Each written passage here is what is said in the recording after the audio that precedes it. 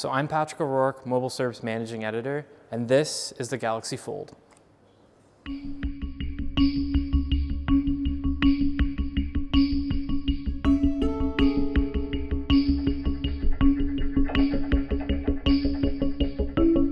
It's worth getting a few things out of the way first about Samsung's Fold.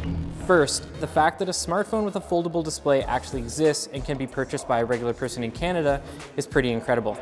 That said, the device is pricey, and if you convert the American price, it comes somewhere in the $2,600 Canadian range. Final pricing hasn't been confirmed yet, but that's likely what we think it's going to cost, and this pushes the phone out of the reach of most people. A couple things surprise me about the Fold.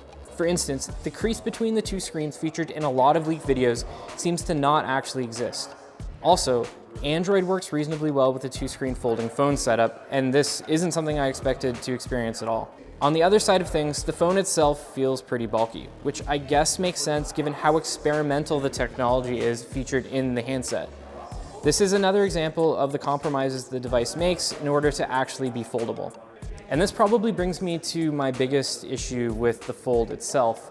It's a really nice looking phone to an extent, but I kind of question the utility of a foldable phone in general. Maybe I just need to spend more time with one, but right now I don't really see the purpose.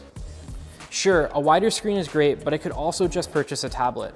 It's possible the utility of foldable devices could start to make more sense once I'm able to spend additional time with the Fold and foldable devices in general.